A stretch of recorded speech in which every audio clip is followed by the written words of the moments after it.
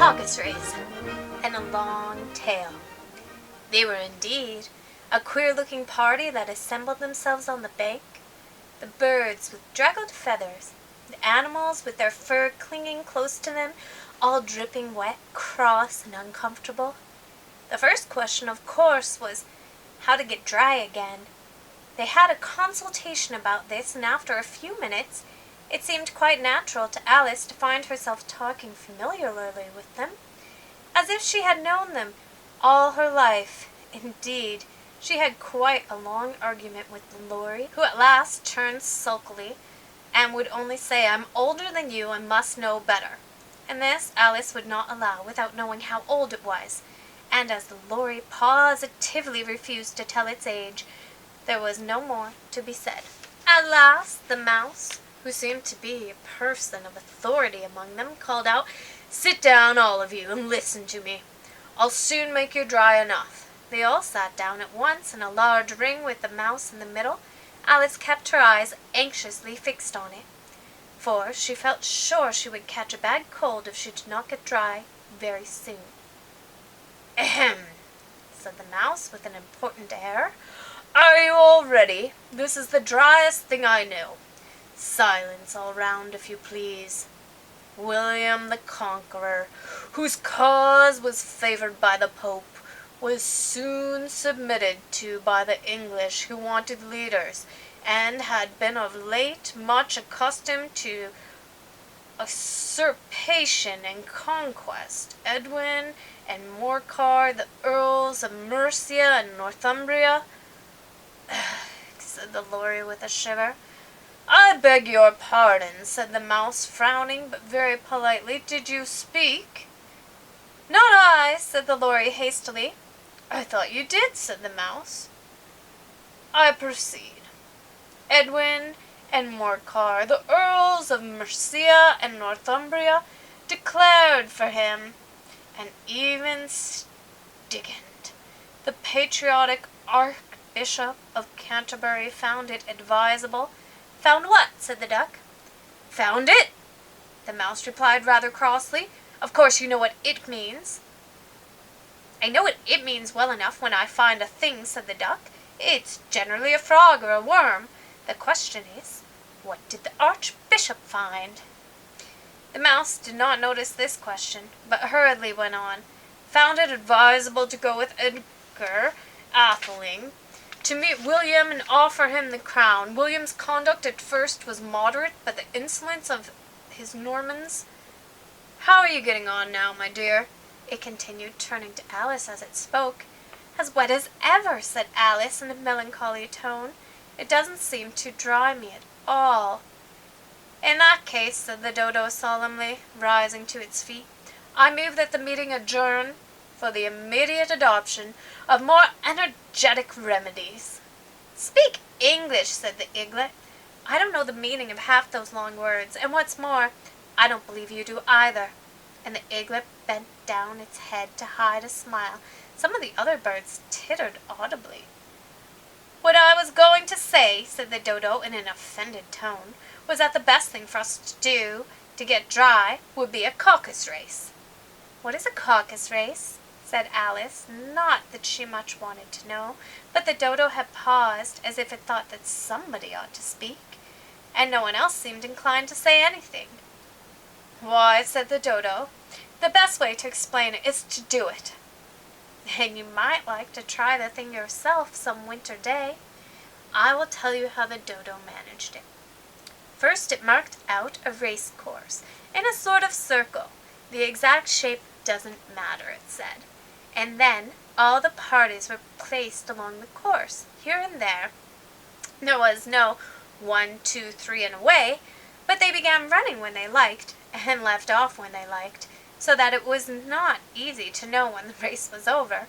However, when they had been running half an hour or so, and were quite dry again, the dodo suddenly called out, 'The race is over!'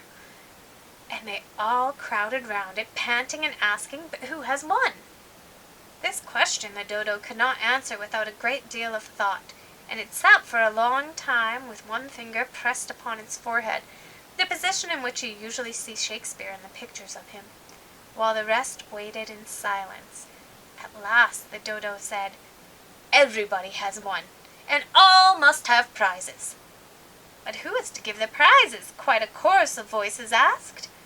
"Why, she, of course," said the dodo, pointing to Alice with one finger, and the whole party at once crowded round her, calling out in a confused way, "Prizes! Prizes!" Alice had no idea what to do, and in despair she put her hand in her pocket and pulled out a box of comfits.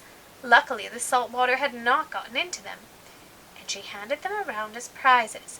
There was exactly one apiece all round. "But she must have a prize herself, you know," said the mouse. "Of course," the dodo replied very gravely.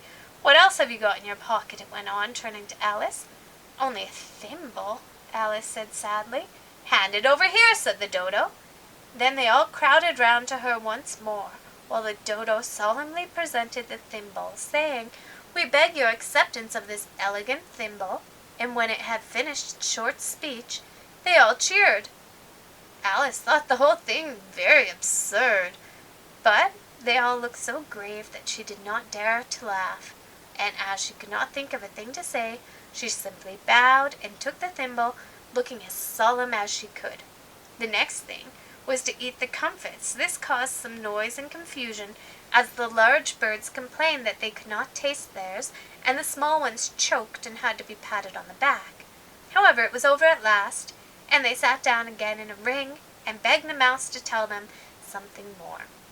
"You promised to tell me your history, you know," said Alice, "and why it is you hate C and D," she added in a whisper, half afraid that it would be offended again. "Mine is a long and sad tale," said the mouse, turning to Alice and sighing. "It is a long tale, certainly," said Alice, looking down with wonder at the mouse's tail. "But why do you call it sad?" And she kept on puzzling about it while the mouse was speaking, so that her idea of the tale was something like this. "Furry said to a mouse that he met in the house, 'Let us both go to law. I will prosecute you. Come, I'll take no denial. We must have the trial, for really this morning I've got nothing to do.' Said the mouse to the cur, 'Such a trial, dear sir, with no jury or judge would be wasting our breath. I'll be the judge, I'll be jury,' said cunning old Fury. 'I'll try the whole cause and condemn you to death.'" "You are not attending," said the mouse to Alice severely. "What are you thinking of?" "I beg your pardon," said Alice very humbly. "You had gotten to the fifth bend, I think." "I had not," cried the mouse sharply and very angrily. "A knot," said Alice, always ready to make herself useful and looking anxiously about her. "Oh, do let me help undo it." "I shall do nothing of the sort," said the mouse, getting up and walking away. "You insult me by talking such nonsense." "I didn't mean it," pleaded poor Alice, "but you're so easily offended, you know." The mouse only growled in reply. "Please come back and finish your story," Alice called after it, and the others all joined in chorus. "Yes, please do." But the mouse only shook its head impatiently and walked a little quicker. "What a pity it wouldn't stay," sighed the Lory as soon as it was quite out of sight. And an old crab took the opportunity of saying to her daughter, "Ah, my dear, let this be a lesson to you, never to lose your temper." "Hold your tongue, Ma," said the young crab a little snappishly. "You're enough to try the patience of an oyster." "I wish I had our Dinah here. I know I do," said Alice aloud, addressing nobody in particular. "She'd soon fetch it back." "And who is Dinah, if I might venture to ask the question?" said the Lory. Alice replied eagerly, for she was always ready to talk about her pet. "Dinah's our cat, and she's such a capital one for catching mice. You can't think. And oh, I wish you could see her after the birds. Why, she'll eat a little bird as soon as look at it." This speech caused a remarkable sensation among the party. Some of the birds hurried off at once. One old magpie began wrapping itself up very carefully, remarking, "I really must be getting home. The night air doesn't suit my throat." And a canary called out in in a trembling voice to its children, "Come away, my dears, it's high time we were all in bed." On various pretexts they all moved off, and Alice was soon left alone. "I wish I hadn't mentioned Dinah," she said to herself in a melancholy tone. "Nobody seems to like her down here, and I'm sure she's the best cat in the world. Oh, my dear Dinah, I wonder if I shall ever see you any more." And here poor Alice began to cry again, for she felt very lonely and low-spirited. In a little while, however, she again heard a little pattering of footsteps in the distance, and she looked up eagerly, half hoping that the mouse had changed its mind and was coming back to finish his story.